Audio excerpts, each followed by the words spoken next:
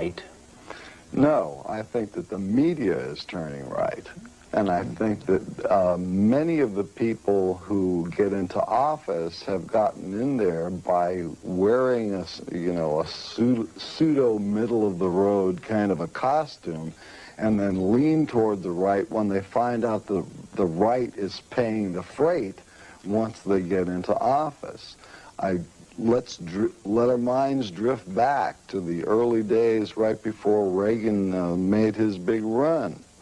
There was a deal made between the fundamentalist right and the Republican Party, literally purchasing the platform. If you stick the prayer in school on here, if you stick the abortion on here, money, the land of milk and honey will flow in your direction. I mean, is that any different than politics of the Democratic Party, in which, you know, all kinds of different interest groups had certain things they wanted in the platform? It is very different. It is very different.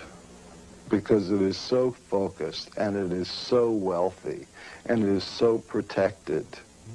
There's so much money involved, and I think that it has been the ruination of the GOP.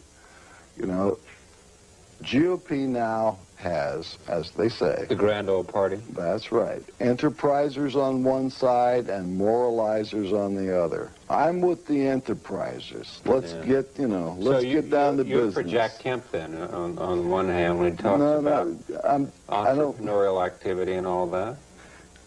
The line is nice, but I'm not for Jack Kemp. You know what I mean? Yeah. What I'm saying is that if you are going to be a Republican, you ought to focus on what Republicans are supposed to be good at, which is, let's do business, okay? Yeah. And I think business is good for the whole world. People like to do business. But when you start trying to legislate morality, you've got a problem. You know, it doesn't work. It hasn't worked in the past. It won't work in the future. Yeah, but if anything goes, there's got to be some sense of responsibility, don't you think? There's a difference between responsibility and adherence to dogma.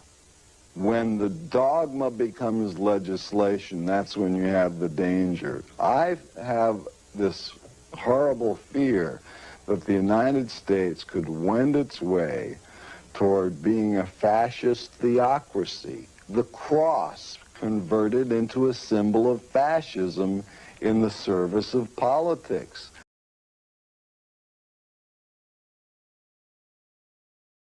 Sinking in. Are you getting it? Now, are you ready for the shocker? You thought this blew you away. Did you know that the Muslim scholars to this day have no idea what the Arabic word samad means? That's chapter 112. Verse 2 of the Quran. If you read it in Arabic, it says, Allahu Samad. Allahu Samad. What does Samad mean? They have no idea. Samad. Now here's where you're going to get shocked. If Hubal was actually Ba'al, pay attention. Hubal was actually Ba'al. And the Arab pagans knew that was Baal. But in time, the connection became lost and marred by Muslims, by Muhammad and his followers, because they didn't want Allah to be identified with Baal. Then it shouldn't surprise us that certain words connected with Baal worship, their meanings became marred and confused and lost as time went on, as Allah was disassociated with Baal. If Hubal was Baal, and the evidence shows he was, but then in time, Muhammad and his followers tried to disassociate Allah from Hubal, so that the connection became lost, then it shouldn't surprise us that words associated with Hubal, with Baal, that were then taken over by Muslims in reference to Allah, their meanings would be lost too. But if you go back in history and see the connection of these words with Baal, then it would make sense. Guess what, folks? We found an inscription, a Ugaritic inscription, with the phrase Ba'al Samad, Ba'al Samad, Lord of Samad, and Samad meant club, the Lord of the club, because Ba'al was depicted with a club in his hand. Here it is. This comes from Franz Rosenthal.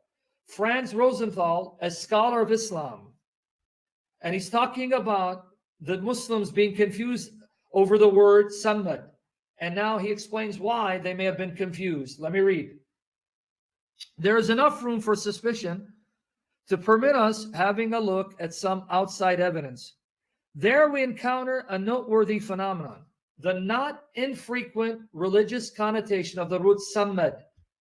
In Ugaritic, that's a place in Canaan, Canaanite worship, Samad appears as a stick or club that is wielded by Ba'al.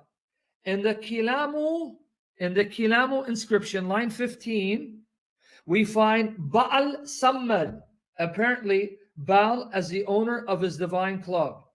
In the Bible, the adherence of the Israelites to Baal of Peor is expressed by the Nepal of the root Samad. So even the word Samad appears in the Hebrew Bible in reference to Baal, even in the Old Testament. The verb that is translated by the Septuagint, hatalusi, the use of the verb doubtlessly reflects North Canaanite religious terminology. From Arabic sources, we learn that an idol of Ad was allegedly called Samud, which brings us rather close to the environment of Muhammad. Now watch this.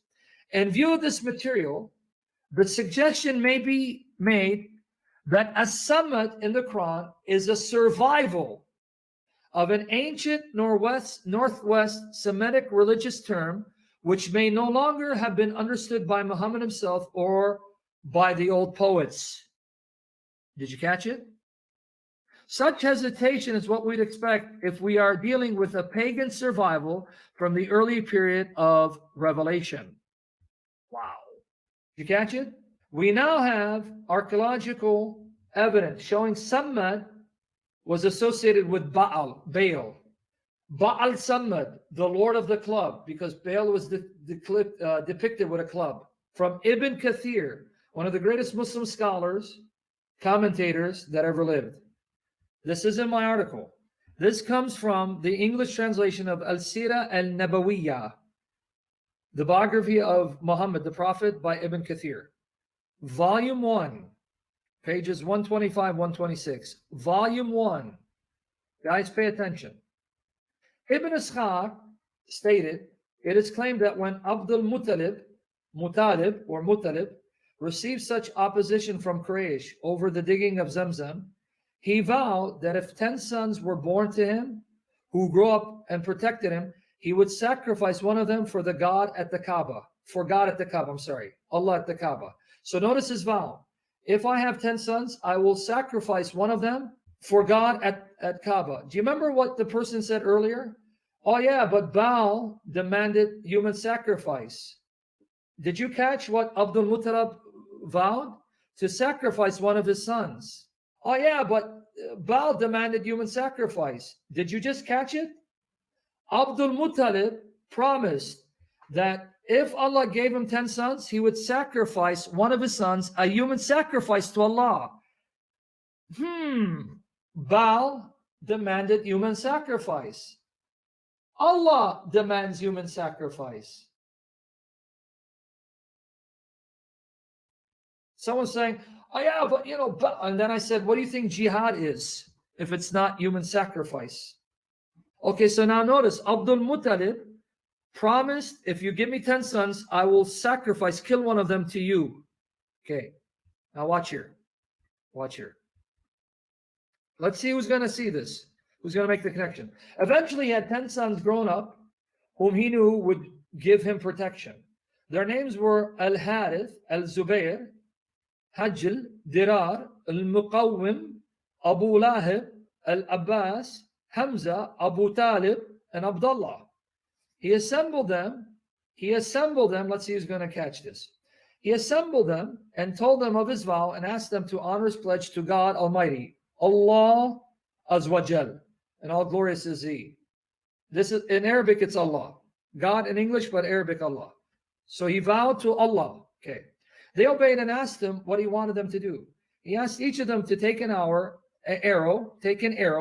write his name on it, and return to him. Now watch this. Remember, he's going to go to Allah and sacrifice. Allah. They did so and went with him inside the Kaaba to the site of their god Hubal, where there was the well in which offerings to the Kaaba would be placed. There near Hubal were 7 arrows which they would use for divining a judgment over some matter of consequence, a question of blood money, kinship, or the like. They would come to Hubal to seek a resolution, accepting whatever they were ordered to do or to refrain from. Guys, can you help me understand? He made the vow to Allah. Why is he going to the idol Hubal? And why did Ibn Kathir say this was their god Hubal? And why is he asking Hubal whether he can get out of sacrificing one of his sons? If you made the vow to Allah, why are you going to the idol Hubal? And why did Ibn Kathir say that's your God? The God of Muhammad's family, the God of his grandfather, and his father was Hubal. Okay. Now the tradition goes on to say, oops, sorry, before it dies out. Okay, this is my article. It goes on to say that the lot fell on Abdullah, Muhammad's father. So Hubal wanted Abdullah to be killed, right? But then the Quraysh say, no, don't kill him. Make a deal with your God to see if he'll take camels in place, sacrifice camels in his place. Now watch here. Pages 126, 127. It's lengthy, but I think it's worth me reading, and we're done. So they left for Medina, where they found a diviner whose name was Sajah. So they went to a witch. They went to a witch to ask the witch, how can we appease Allah? How can I appease Allah so I don't kill Abdullah? Why would you go to a witch, a soothsayer, to tell you how to appease Allah? Are you catching this? I don't know if it's sinking in. What kind of God is Allah that would allow Abdul Muttalib to go to a soothsayer, a witch, a kahina, one who contacts spirits, to tell him how to appease Allah? And this is Ibn Kathir, one of the greatest Muslim scholars, saying this. Okay. So they left for Medina, where they found the diviner whose name was Sajah, as Yunus bin Bukayr reported from Ibn Ishaq, that was at Khaybar. They rode off again and went to her and sought her advice. Abdul Muttalib telling her of the whole problem regarding him and his son. She told him, leave me today until my attendant spirit comes and I can ask him. Wow. So not only do you go to a witch, a soothsayer, she says, wait, my spirit will show up. In other words, a demon, a Satan. And that demon and Satan will tell you how to ransom your son Abdullah. And Allah is going to accept it. Allah is going to accept it, folks. Allah is going to allow Abdul Muttalib to go to a witch, a soothsayer, and allow an evil spirit, a demon, a spirit, to tell her how to appease Allah, and Allah is going to be okay with it. Now, what would the true God, Jehovah, Yahweh do if an Israelite went looking for a witch and took the advice of the spirit that inspired that witch to appease Jehovah? What would God do, the true God do? Okay, now watch. Let's keep going. They left her, and Abdul Muttalib prayed to Allah. So he's praying to Allah. Next day, they went back to her, and she informed them that she had a message. How much is the blood money you prescribe? She asked, 10 camels. Okay, and then they says, okay, go back and present your man as an offering and do the same with 10 camels. Then cast arrows to decide between him and them. If the divining arrows point to him, then add to the number of camels until your God is satisfied. Keep doing this deafening of arrows until it points to the camels, not your son. Okay? And once it points to the camels, then you know that's how many camels you sacrifice to ransom your son Abdullah from being murdered. If it points to the camels, then sacrifice them in his place. That way you will please your God and save your man. Please your God and save your man. So they went back to Mecca. When they had agreed to do so, as she had said, Abdul Muttalib said prayers to God, Allah. Then they offered up Abdullah and the 10 camels as sacrifice and cast the arrow. At that point, the men of Quraysh told Abdul Muttalib, who was standing near Hubal, praying to Allah. Hubal praying to Allah. It's all over. Your God is pleased, O Abdul Muttalib. Wait, earlier it says their God was Hubal, and it says as he's praying to Allah, he's before the statue of Hubal. There you go. Ibn Kathir, pages 126, 127. Here. At this point, the men of Quraysh told Abdul Muttalib, who was standing near Hubal, praying to Allah. Arabic is Allah, God. It's all over. Your God is pleased, O Abdul Muttalib. But wait, who's his God? Is it Allah or Hubal? Because earlier Ibn Kathir told us this. Look what he told us, Ibn Kathir. They did so and went with them inside the Kaaba to the side of their God Hubal. Hold on. Abdul Muttalib praised to Allah by standing in front of the idol Hubal. Hubal is said to be his God, and the God of his family. But then the Quraysh said, it's all over, your God is pleased, O Abdul Muttalib. So I'm really confused. If his God is Hubal, and he's praying to Allah, but he's shuffling arrows to the statue Hubal, and he's before the statue Hubal praying to Allah, are you trying to convince me that Hubal is not Allah, Allah is not Hubal? Can you help me understand now? Why does Allah accept Abdul Muttalib going to a soothsayer witch? And why does Allah accept a demon telling that witch soothsayer how to appease Allah? And why is Abdul Muttalib going before the statue Hubal and shuffling arrows and praying to Allah at the statue of Hubal? And if Allah is his God, why did Ibn Kathir say Hubal is his God? What's going on here? What's the conclusion? What's the conclusion, folks?